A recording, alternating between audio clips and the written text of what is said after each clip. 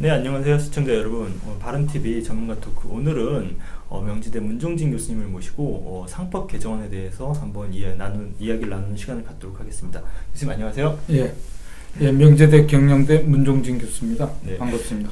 교수님, 지금 국회 쪽에서 상법 개정 가지고 많은 이야기가 지금 오고 가고 있는데, 그 중에서도 특히 이제 오늘 저희가 두 가지를 좀 다루려고 합니다. 하나는 이제 다중대표 소송제, 그리고 이제 전자투표제를 좀 다루려고 그러는데, 간단하게 다중대표 소송제가 좀 어렵거든요. 그러니까 어떤 건지 좀 간단히 소개를 좀 부탁드립니다. 그 다중대표 소송제도라는 것은 이제 예를 들면 그 모회사와 자회사가 있을 때 그 자회사의 그 이사들이 경영을 잘못할 경우 다른 법인체라고 할 수 있는 모회사 주주가 그 자회사 이사에 대해서 직접 책임을 묻는 소송을 할 수 있는 이런 제도를 의미한다 하겠습니다.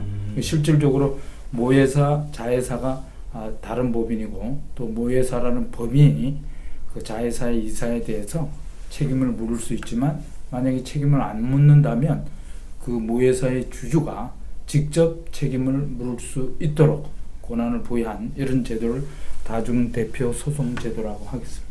기본적으로는 이제 자회사 안에서 그게 이루어져야 하는데, 방금 말씀하신 것처럼 그런 게 잘 작동이 되지 않을 때 이제 모회사에서 자회사의 주주에 대해서 소송을 할 수 있는. 근데 이 요건이 조금씩 나라별로 다르고, 지금 국회에 나와 있는 것도 이 요건을 가지고 얘기가 많이 오고 있는 것 같습니다. 이 요건이 중요한 이유가 또 뭘까요? 그 요건을 보면 이제 우리나라에 이제 지금 국회에서 제기되고 있는 걸 보면 그 모회사가 자회사에 대해서 아까처럼 다중대표 소송 제도를 허용할 때 너무 제한 없이 허용을 하게 되면 소송이 남발될 우려가 있기 때문에 나름대로 모회사가 자회사의 지분이 국민의당의 경우는 30% 이상인 경우만 허용을 하자. 그 다음에 민주당의 경우는 50% 이상 지분을 가진 자회사의 경우에만 허용을 하자. 엄격한 거죠. 그렇죠. 네. 거기에 반해서 이제 새누리당, 지금 이름이 자유한국당으로 바뀌었죠. 자유한국당 입장에서는 100% 소유의 그 자회사의 지분을 갖고 있는 모회사의 경우만 한정해서 제한적으로 좀 운영하자. 이렇게 각 당의 입장이 다른데, 기본적인 취지는 그 과도한 소송이 발생하는 것을 좀 막자, 이런 차원에서 그런 각 당별로 좀 차등화가 있다고 하겠습니다. 모회사가 이제 수많은 이제 자회사를 갖고 있고, 이제 그건 기업의 이제 선택이니까요. 자회사를 갖고 있는 경우도 있고, 사업 부서 형태로 갖고 있는 경우도 있고, 분사시킨 형태도 있고, 굉장히 다양하게 있는데, 사실은 아까 말씀하신 것처럼 이게 이 지분율이 너무 적을수록, 한 예를 들어 30%만 갖고 있어도 이제 소송을 걸 수 있다라고 하면 적용 대상이 그만큼 이제 확장되는 이제 그런 가능성이 있겠군요. 이거 같은 경우는 사실 처음 얘기가 나왔던 건 아닌 것 같아요. 그렇습니다. 굉장히 오랫동안 얘기가 들었는데, 그동안 어떻게 얘기가 좀 되어 왔었는지. 아까 말씀드린 것처럼 서로 다른 법인체라고 해서 저희들이 인정을 하지 않았습니다. 하지 않았는데 2003년 그 대법원에서는 고등법원에서는 그 이중 대표 소송의 필요성이 있다. 그래서 대표 소송을 할 수 있다고 해석을 하게 됩니다. 그다음에 고등법원에서 그 이듬해 2004년에는 대법원에서 모회사와 자회사는 서로 다른 법인체다. 그래서 그 부분을 그 대표 소송의 제소 자격을 할 수 있는 사람은 자회사에 소속된 주주만 하지 모회사의 주주에까지 이렇게 허용하지는 않았습니다. 그런 식으로 되어 오다가 2006년, 2009년 법무부에서 이렇게 그 개정안을 내놨지만 모두 폐기되고, 2013년 9월에 상법 개정안의 시한이 또 나왔지만 또 연기가 되고, 제기의 반발로 연기가 되고, 또 작년에 2016년부터 20대 국회에서 다시 제기되고 있는 이런 상황입니다. 여기 보면 이제 해외 이제 사례를 보면 미국의 경우는 이제 명문화되어 있지는 않고 각 주의 이제 판례를 통해서 이제 폭넓게 인정되고 있는데요. 그 인정하는 그 이유가 아까처럼 우리가 서로 다른 법인체의 해석을 이익 공동체다, 뭐 이와 같이 여러 가지 비록 법인체는 다르지만 같은 하나의 이익 단체로 분류한 논리로 해가지고 또 인정하는 여러 가지 법인체에 대해서 그 폭넓게 이용하는 판례를 통해서 인정하고 있는 반면에 명문화하고 있지는 않습니다. 그 다음에 이제 일본의 예를 들면 일본의 경우는 이제 1997년 순수 지주회사 설립이 허용이 됩니다. 그러다 보니까 그 지주회사와 자회사 간의 여러 가지 이제 그 이익 상충 문제가 발생이 되면서 2012년에 회사법을 이제 개정합니다. 개정을 하면서 이와 같은 모회사의 자회사에 간의 이익 상충 문제 여러 가지 그 문제점을 해소하기 위해서 100% 완전 모회사 자회사인 경우만 이 다중대표 소송제를 인정하는 제도로 지금 바뀌었죠. 축소됐다고 보는 게 그렇습니다. 100%로만 이제 한정해서 인정한다고 봐야 되겠죠. 그 미국 같은 경우는 아무래도 법 체계가 우리나라랑 다르다 보니까 어떤 법으로 규정하기보다는 이제 판례 중심으로 가다 보니까 아마 그런 케이스들이 좀 있었던 것 같습니다.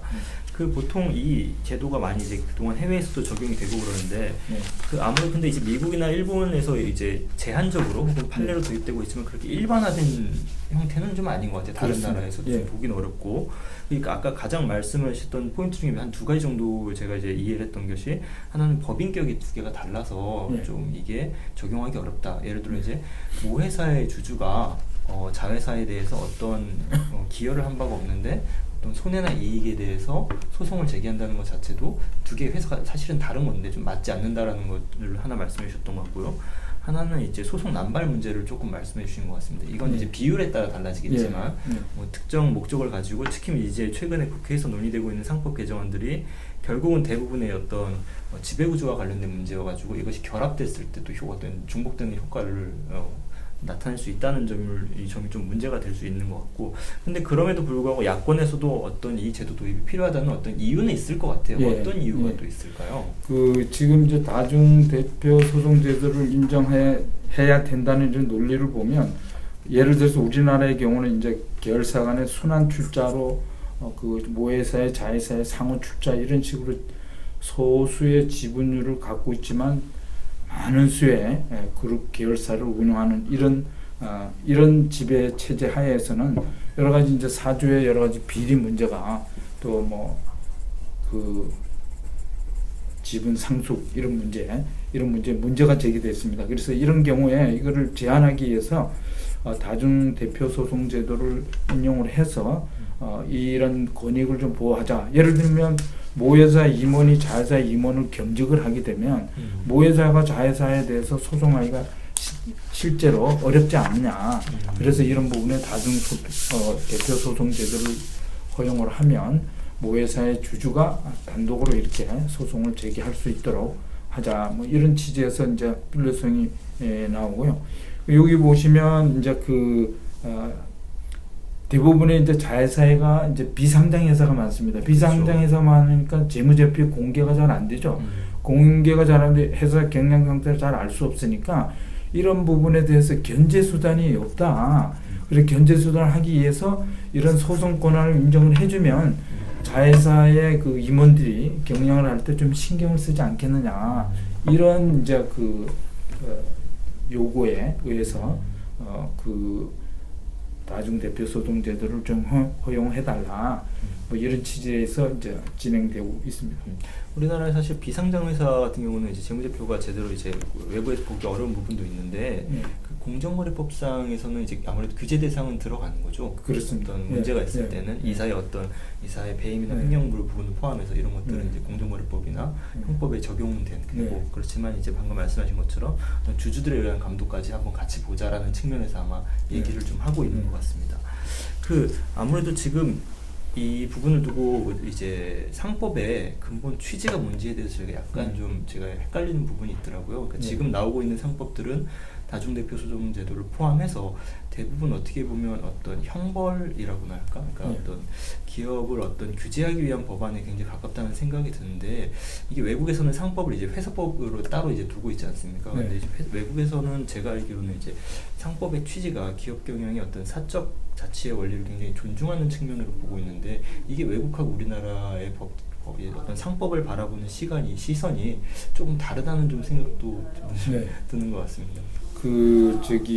유럽의 경우는 보면 이제 대부분의 소수의 대주주가 많아가지고 그 대주주에 의해서 책임 경영이 일어나기 때문에 이런 문제가 별로 없습니다. 그렇지만 거기에 반해서 이제 미국의 경우는 이제 기업 공개가 분산이 많이 이루어져 가지고 전문적으로. 소수 지분을 가진 사람들이 실질적으로 회사의 경영권을 행사하기 때문에 이런 부분에 대해서 그 기업 경영권을 보호하고 그 다음에 아까처럼 좀 전에 말씀드린 기업의 주주의 소수 주주의 어떤 이익도 보호해 주자 이런 부분에 이제 형평성을 맞으면서 운용되고 있는 반면 그 유럽의 경우는 아까 말씀드린 것처럼 그 대주주가 실질적으로 소유를 하면서 전 계열사로 운영을 하니까 그런 문제가 이제 별로 나타나지 않는 그런 상황이고요. 그래서 우리는 미국에서 나타나고 있는 이런 부분을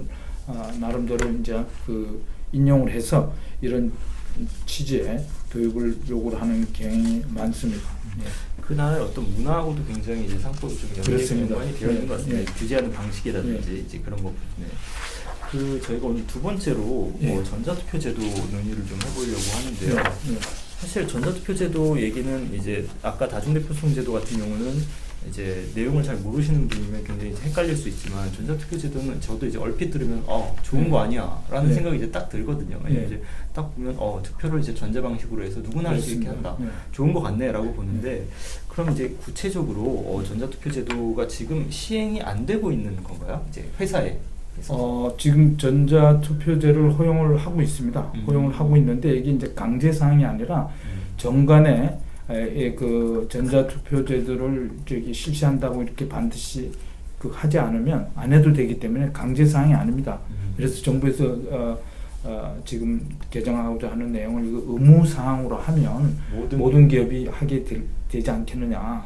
그다음에 이게 이제 이것이 나오는 부분이 보시면 우리나라 이제 3월달에 주총이 몰려 있으니까.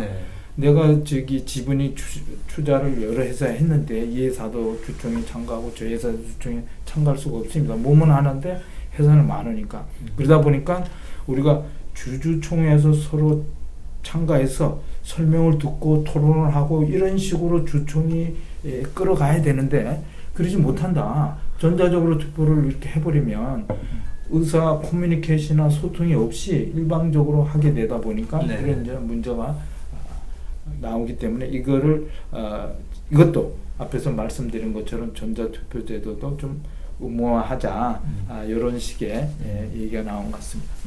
이 전자투표제도 도입할 때 어떤 점이 좀 문제라고 교수님은 좀 보시나요? 그 전자투표제에서 크게 문제되는 부분은 이 전자투표제도를 함으로써 아까 말씀드린 것처럼 주주총회에 직접 참여해서 토론하고 설명 질의하고 이런 식으로 하도록 한 게 원래 주주총회 회의의 목적인데 그게 이제 사라져버리는 형해화돼 버리는 이런 문제가 있다. 전자투표는 그냥 찬 반만 표시할 수 있으니까. 의사 표시만 하게 돼 있죠. 그게 이제 하나의 이제 아쉬운 부분이고 또 하나의 문제는 이제 말씀드린 것처럼 우리 요새 최근에 보안 문제가 많지 않습니까? 그날 뭐 동시에 여러 회사가 동시에 뭐 많은 사람들이 전자투표에 참여하게 되면 이 버그가 생긴다든지 컴퓨터가 다운이 된다든지 또 해킹해서 결의사항을 조작한다든지 이런 부분에 대한 신뢰성이 아직까지 담보되지 못하고 있다.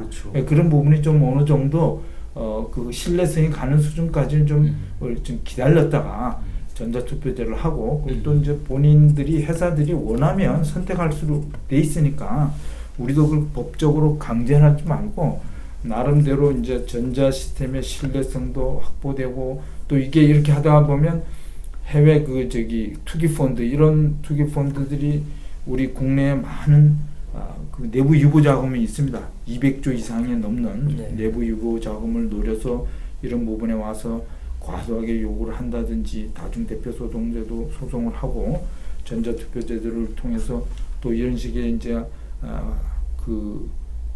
의결에 의사표시를 하게 되면 우리나라 전체가 굉장히 이제 어떤 다툼이 많은 이런 사이인데 갈등이 많은 사이인데 이런 부분이 제대로 돌아가겠느냐 이런 부분이 이제 문제가 되고 있죠. 아까 그 신뢰성 부분을 말씀하셨는데 사실 전자투표 제도 자체를 반대하는 건 아니지만 사실은 선거라는 것이 이제 민주주의에서는 어떤 권리이자 동시에 책임이지 않습니까? 이제 그런 의미에서는 이제 일부 해외 국가에서는 투표를 하지 않으면 벌금을 매길 정도로 이제 민주주의에서 굉장히 중요한데 그런 이제 어떤 대통령 선거라든지 혹은 국회의원 선거 이렇게 혹은 정당의 어떤 선거라든지 이렇게 어떤 국민들의 어떤 권리와 의무 차원에서 하는 이제 전자투표라면 정부에서 적극적으로 이제 시행을 하고, 왜냐하면 국민들의 참여를 더 높이기 위해서, 늘리기 위해서 그렇게 하는 것이 중요한데, 사용법은 사실 이건 의무라기보다는 그냥 개인의 권리에 가까운 부분이어서 그렇습니다.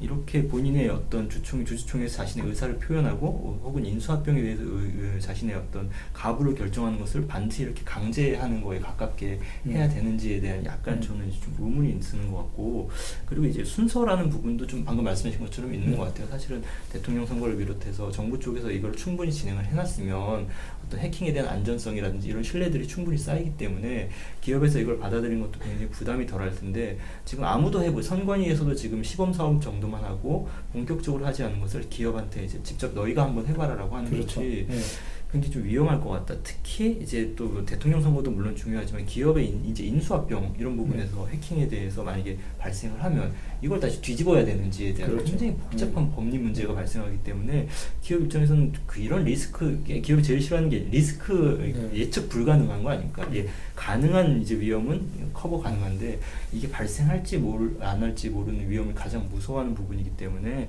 이런 점에서 조금 이제 좀 굉장히 우려스럽다라고 이제 그런 부분을 좀 말씀해 주신 것 같고, 그리고 아마 이제 실제로 아까 말씀하신 것처럼 이미 이게 일부에서는 도입이 됐죠, 사실은. 예, 정관이라든지 주주총회를 통해서. 그렇습니다. 일부 하고 있는 몇 개의 업체들이 있습니다. 네. 근데 이런 업체들도 보니까 전자투표의 투표율이 그렇게 굉장히 낮더라고요. 이거 굉장히 의외인 것 같아요. 그러니까 약간 시범 사업이라고나 할까? 그러니까 저희들이 보기에는. 근데 이미 제도를 도입을 해서 하고 있는 데를 보니까 거기도 그렇게 높아지지 않더라. 이제 그런 점에서 좀 효과성이라든지 이런 부분이 조금 걱정스러워요. 그래서 여기서 도입하자 하는 측에서의 얘기가 이게 전자투표제도를 선택식으로 하다 보니까 대부분 이제 대주주들이 일종의 이제 자기의 그 주총 통과하는 요식행위로 그 도입을 하고 이용을 하고 있다. 또 그런 문제가 있고요. 그다음에 우리나라가 그 지금 금년 말까지 섀도우 보팅 제도가 이제 금년 말까지 허용이 되는데 이 섀도우 보팅 제도를 또 연장해 주면서 이 부분을 더 끌고 와야 되지 않을까 하는 생각이 들고요. 그다음에 그 문제는 이제 정부에서 꼭 전자투표 제도를 해야 된다면 우선 대주주 구성이 좀 간단한 이런 공기업이나 이런 기업 위주로 먼저 한번 해보고 거기에 큰 문제가 없으면 그다음에 민간으로 좀 더 좀 확대하는 방향으로 해봐야지 지금 바로 이런 식으로 하게 되면 아까 말씀드린 여러 가지 그 부작용 또 IT 보안이나 신뢰성 이런 부분이 담보되지 않은 상황에서 서둘러서 하면 결국 이거는 해외 투기 자본한테 우리 쪽에 그 참여할 폭을 넓혀줌으로 인해서 우리나라에 대한 손실 또 기업 투자를 억제하는 이런 요인으로 작용할 가능성이 많은 것으로 생각이 됩니다. 전자투표제가 아마 도입돼도 1년에 사실 한 번 정도 사용하겠네요. 그렇죠. 주총을 1년에 한 번 하니까. 뭐 정부에서 하는 쪽이야 뭐 1년 내내, 그러니까 굉장히 선거가 많이 있으니까 뭐 하지만 1년에 한 번 하기 위해서 이거를 제도를 도입하면 시스템도 구축해야 되고 굉장히 이제 전산 인력도 더 확충해야 되고 이런 부담들이 조금 있을 것 같긴 하고, 또 하나 이제 우리나라 아까 이제 전자투표 관련해서 많은 이제 주주들이 참여하는 것 자체는 굉장히 바람직한데 우리나라 투자자들의 좀 성향도 조금 그렇습니다.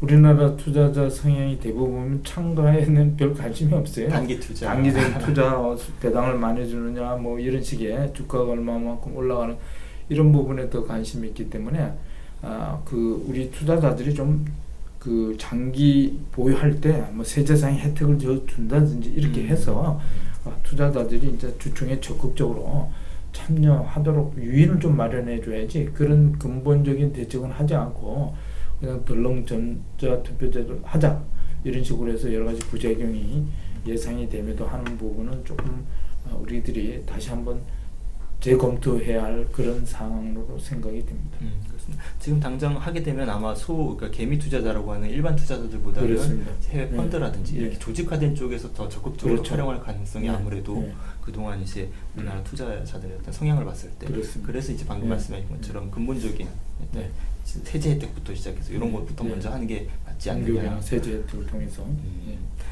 알겠습니다. 오늘 문종준 교수님 모시고 저희가 상법 개정안 중에 이제 2가지 내용을 다뤄봤고요. 다음 시간에는 나머지 상법 개정안에서 좀 문제가 되고 있는 부분을 한번 다뤄보도록 하겠습니다. 오늘 교수님 고맙습니다. 네, 감사합니다.